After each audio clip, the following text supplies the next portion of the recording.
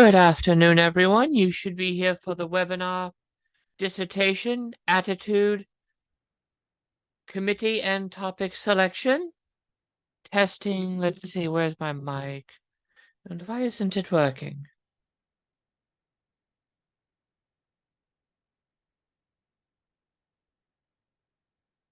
Quick check to make sure everyone can hear me.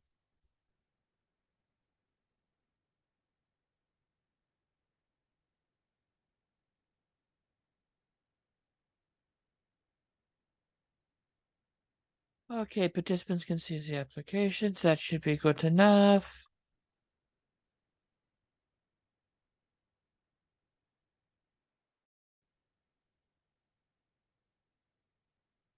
Okay, everyone. It is 3 o'clock, so we should be getting started. Again, you should be here for the webinar Dissertation, Attitude, Committee, and Topic Selection. I am your host, Dr. Joanna Broussard, a qualitative specialist here at Statistics Solutions, and we are a full-service dissertation consulting and editing company. We'll talk more about what our company does at the end of the webinar. However, before we get started, I just want to go over a few things. I have the chat up and the Q&A is ready. Please type out any questions you have. One, I do like to try to have questions answered with the content because within 1 week, you will receive an audio recording of the webinar with the PowerPoint. So that way you will then have the material being covered, the question which I will read out, and then my response to help reinforce the material and the answer to the question.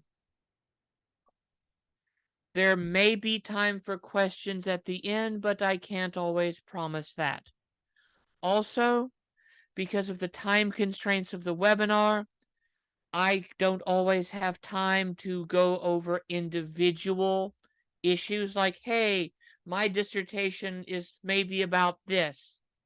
We can't really, if you need that type of assistance, we'll have some information on how to get a free 30-minute consultation. And so we can help you that way. But what we're going to be doing here is talking about general tips that will be applicable to almost everyone. And with that being said, I want to also make a note that when we talk about selecting your committee members, this webinar assumes you have already selected your chair. We do have other webinars dealing with that, and you can see the link to find those in the chat already up. So look for that if you need that help, but this webinar will assume you've already selected a chair and you have them as a resource to help you. So that said, let's get started.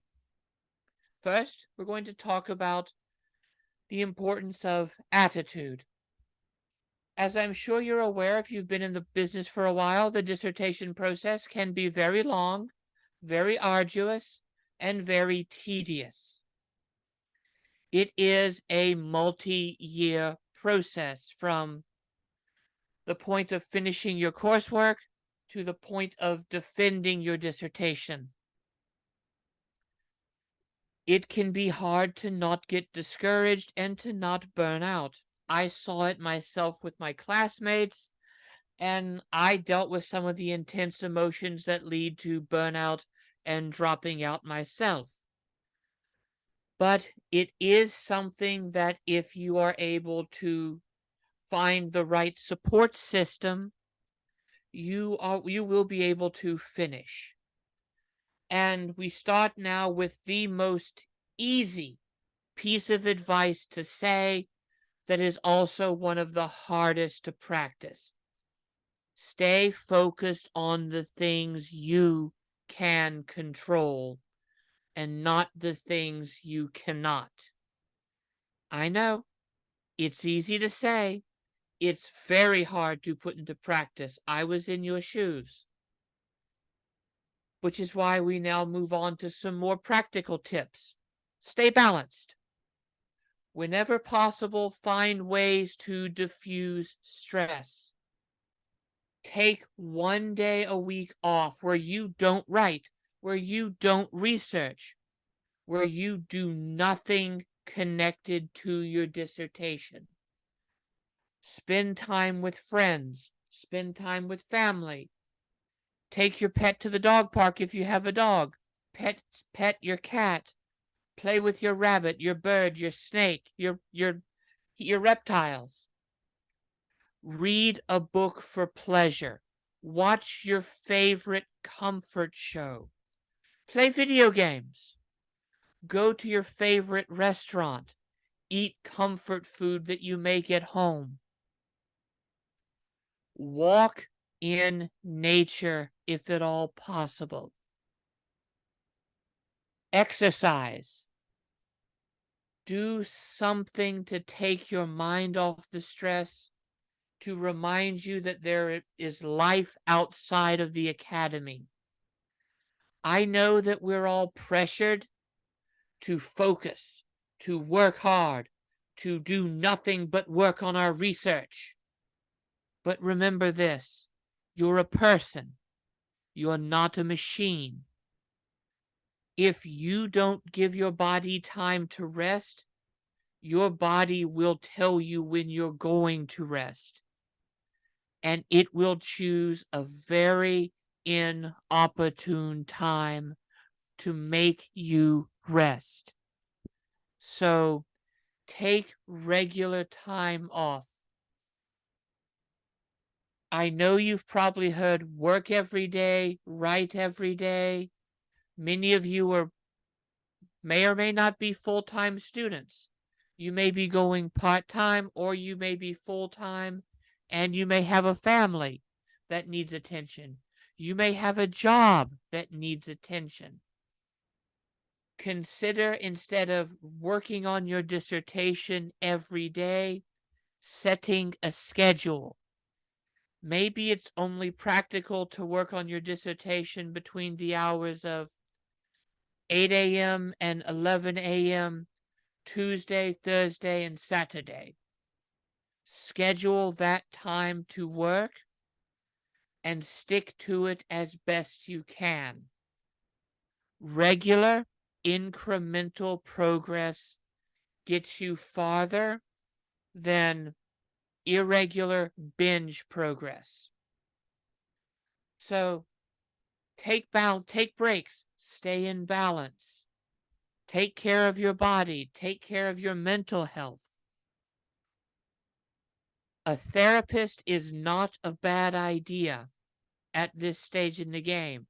Just someone to talk about the stress with, who is skilled in diffusing stress, and who is not going to say, oh, it's not that bad, you can keep working.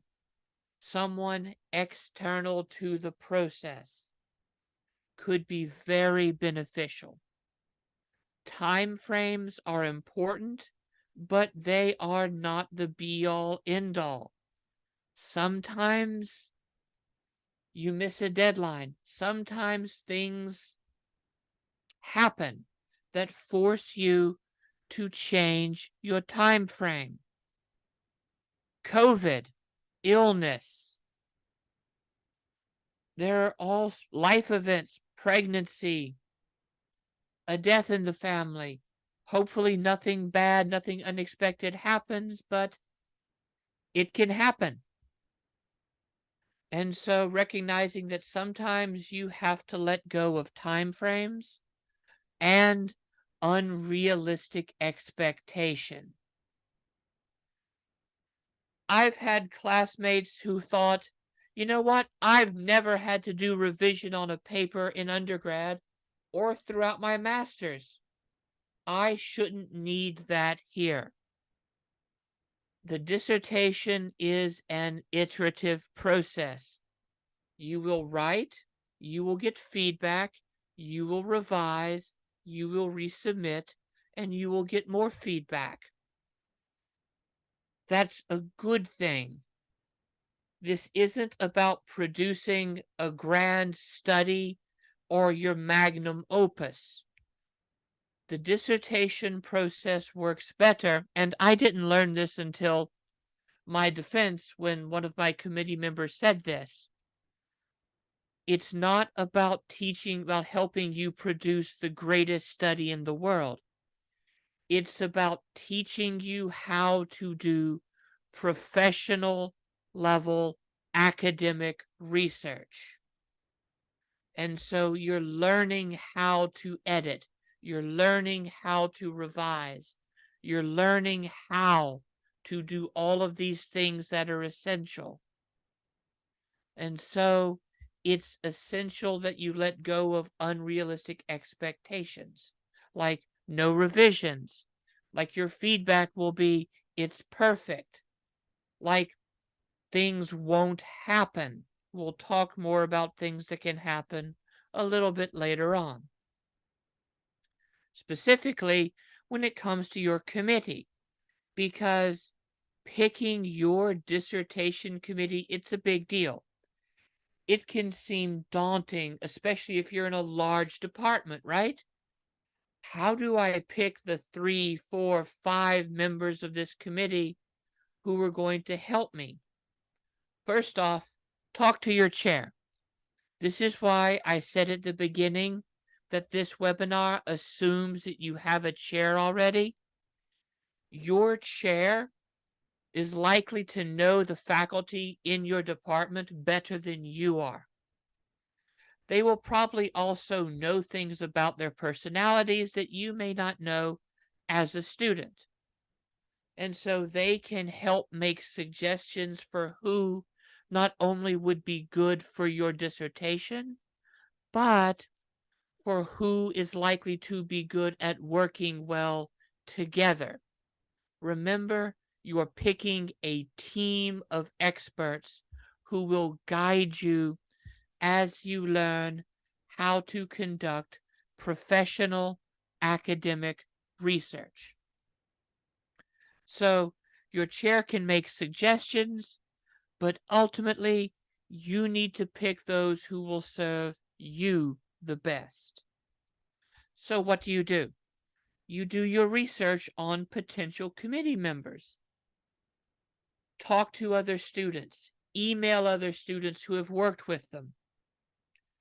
The program I was in, before every fall semester, we would have a graduate student only meeting where we would each talk about what it was like to work with our chairs.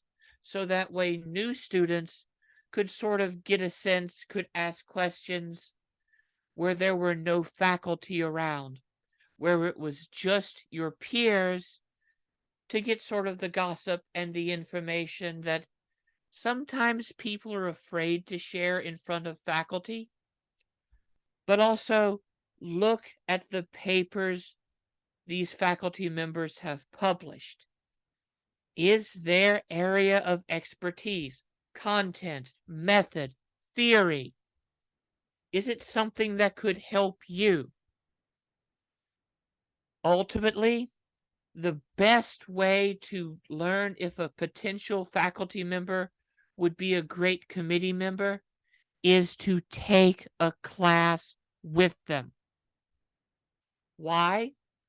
Because, one, you'll learn how they present information. Two, you'll learn how they give feedback, because that is something that you really do need to know about. Not every faculty member handles feedback the same way. You know, as you can see from some of these potential questions to ask them. What kind of time do they have to be on a committee? How often are they available? What is their feedback and teaching style?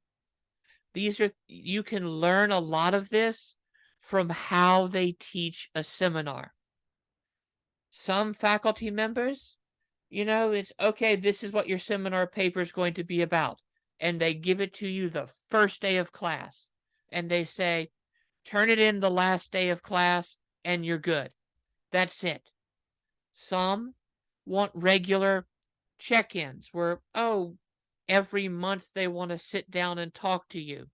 Some want you to turn in sections and drafts throughout the semester, and you'll get feedback on each thing you turn in.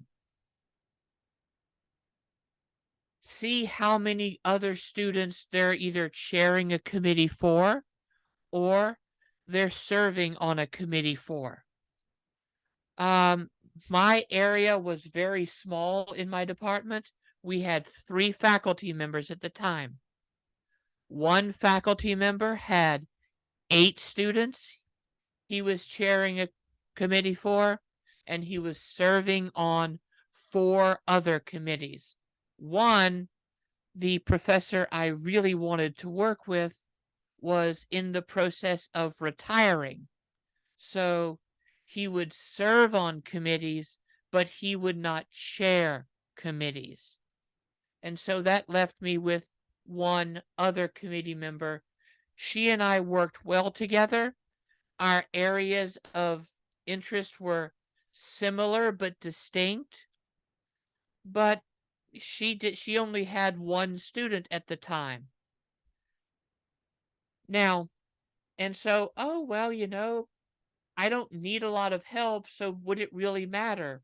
Well, the faculty member who had 8 students he was chairing dissertations for, he was a micromanager. He wanted to meet with each student for at least 1 hour once a month. And I'm not someone who likes to be micromanaged. I like to schedule 1 or 2 meetings a semester just to check in, just to show progress and to make sure I'm on the right path. But I don't need a monthly check-in and micromanaging. So I knew that this professor and I probably wouldn't work well together just because his guiding style would clash with my working style. And since I've graduated, he and I have had a few sit downs at conferences, and it's like, yeah, we can work as colleagues, but we could never be mentor mentee. And we both knew that when I was in grad school. And so that was something that you have to understand. Personalities play a role. And that's why I always tell people, if you're uncertain, take a class. You'll learn more about how well you can work with someone by seeing how they teach a class, how they handle and approach the seminar paper. And so, but you need to do this for each of the potential committee members. And then a few tips and questions you may want to ask yourself. As I've said, does this person seem easy to work with? Will our personalities mesh, or will they clash? Will they clash with my chair? We like to think the academy is a wonderful place where everyone gets along, but that's not the case. Personalities clash. Will they clash with my chair? Will they clash with another committee member? All of these things have to be balanced out. Is the headache of the clash worth what they will bring to the table? Does this person have skills or knowledge that you and or the other committee members are lacking but are needed? Do they know your method better than anyone else? Do they know the subject matter better than anyone else? Do they know your theoretical framework better than anyone else on the committee. And another thing to think about, but not the be-all, end-all, networking. Are they connected to someone who could help you after graduation? Letters of recommendation go a long way. And so thinking about that as something else to consider adds another layer of nuance. Again, what are they familiar with? How much will they be able to rely on their own knowledge? Will you be able to rely on their knowledge and experience? And in general, try to stay away from people that both you and your chair do not know. Why? Too many unknowns. They may be great, but if neither you nor your chair know them, personality issues, scheduling issues, all of these things, because when you get down to your proposal defense, at least as it was for us, the full committee had to be there. The full committee was there for our general exam and its defense. The full committee was there for our dissertation defense. And as we all know, with anything in adult life, from board game night to date night to family fun night to dissertation defense to Dungeons and Dragons, the biggest bane of all of it is scheduling.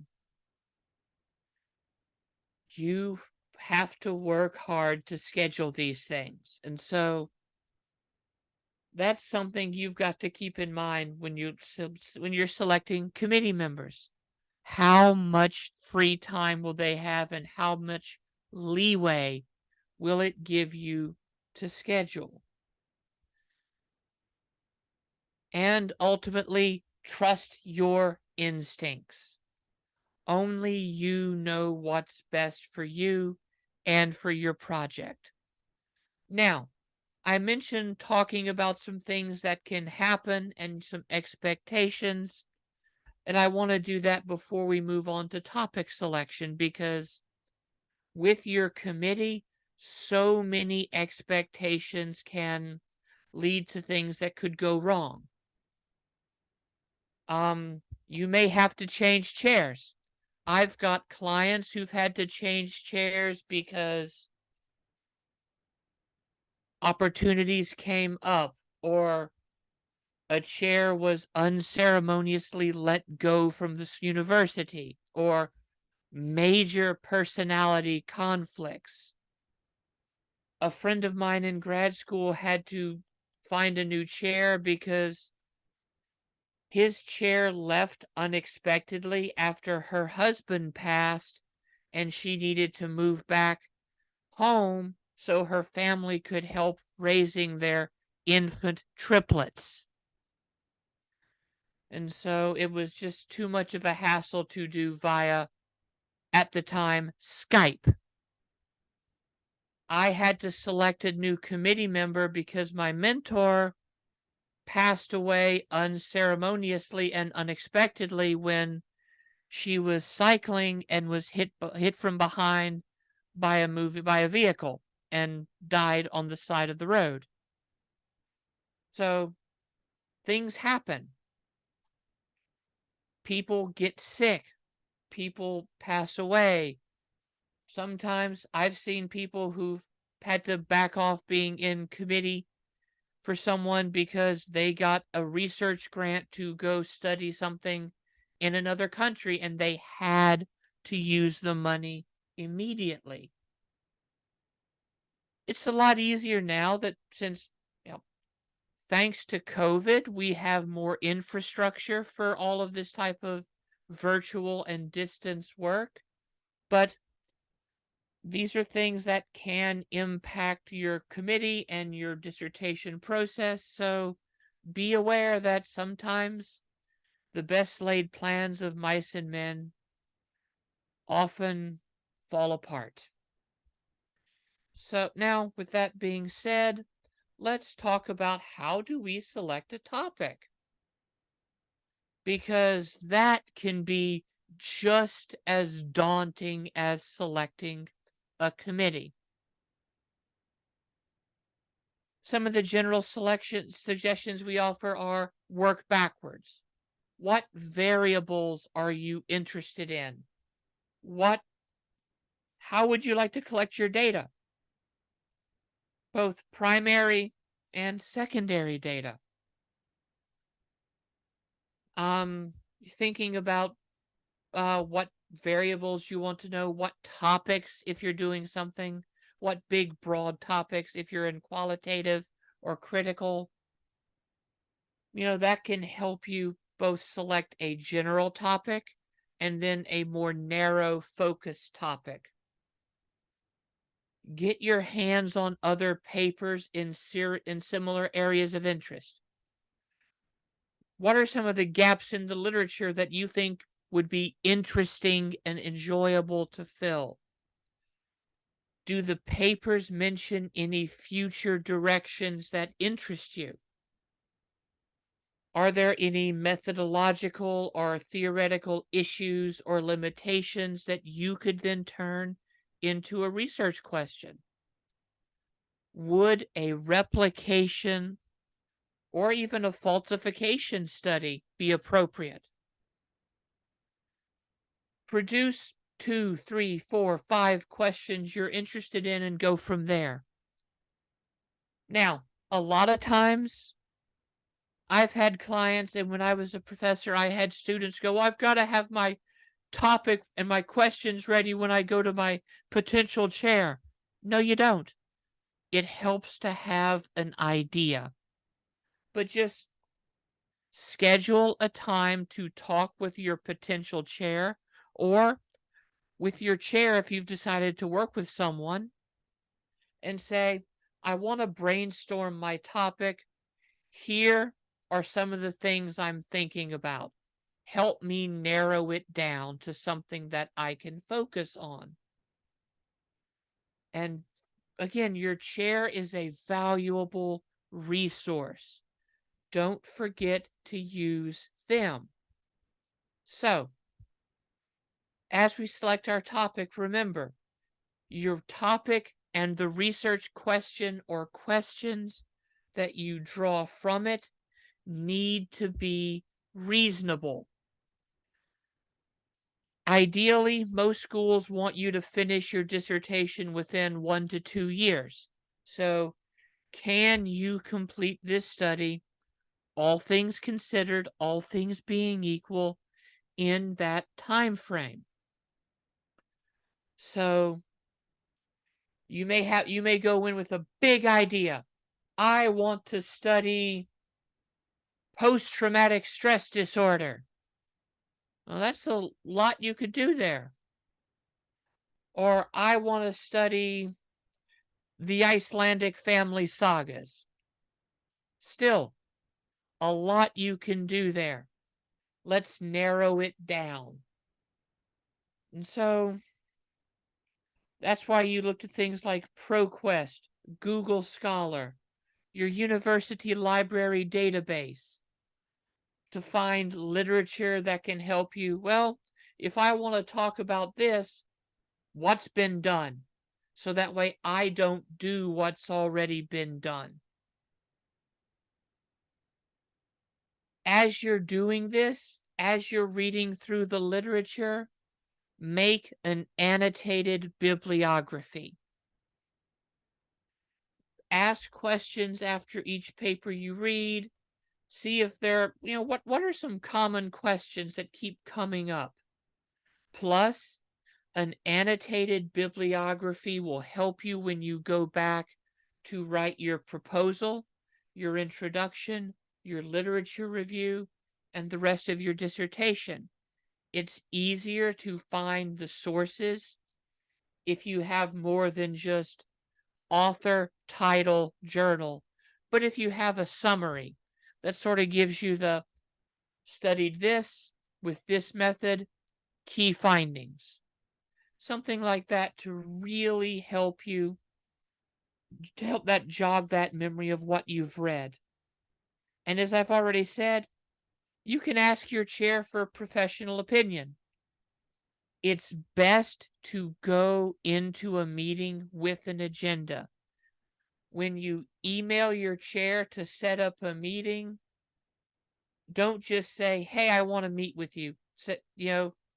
I'd like to meet with you to talk about narrowing my topic down to something that you think would be reasonable for a dissertation and would bring something new to the discussion that we haven't talked about in the literature. Here are some of the things that I'm thinking about. Put all of that in the email in a bullet point format to show that you're serious and that you have a focused agenda. The more focused and professional you are in communication before a meeting, the more productive that meeting is going to be. So, these are things to think about with your attitude. You really do want to make sure that you stay focused, that you rest, that you take time for yourself, that you use your time wisely.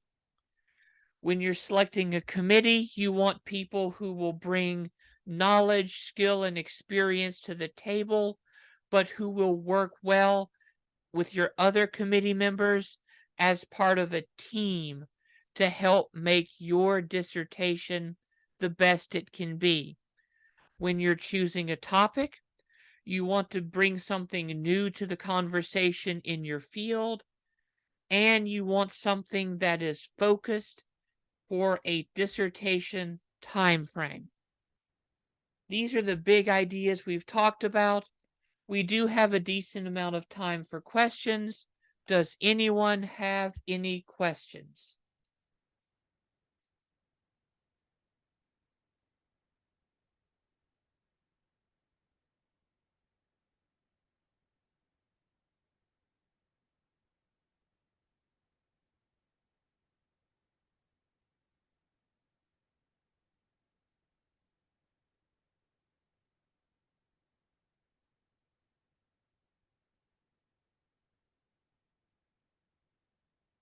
Okay, questions once, questions twice.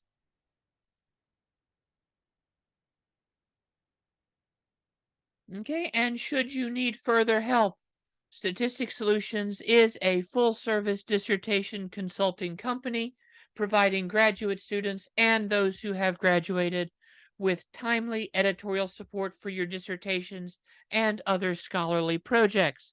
We can help with everything from topic development through preparing for your final dissertation defense and even turning your dissertation into an article of publishable quality for academic journals.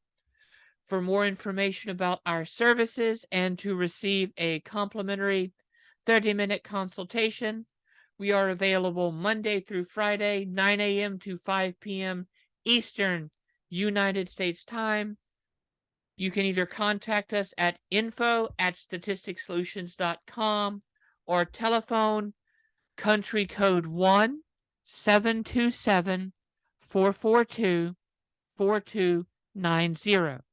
We can help with qualitative, mixed methods, quantitative, critical, and combination studies. We have experts who do everything from topic development, help with literature, as well as those who specialize in methodologies and results. We can help you understand how to use various software packages in Vivo, SPSS, MaxQDA, or even our own proprietary data analysis software that could be made available to you as well. So, you have our contact information. Once again, if there are no questions,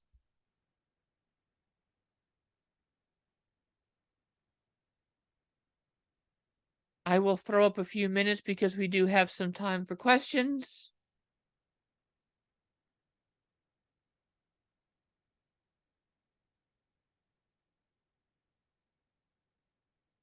Once again, you will receive a webinar copy with all of the audio and the PowerPoint within 1 week. If you wish, you have the link here for other webinars, as well as other free resources, and the link to our consultation page to schedule a free 30-minute consultation. That said, once again, thank you for joining us. I am Dr. Joanna Broussard, a qualitative specialist here at Statistics Solutions. And from all of us to all of you, we wish you the best of success academically, professionally, and personally. Thank you for joining us, and have a wonderful, wonderful afternoon.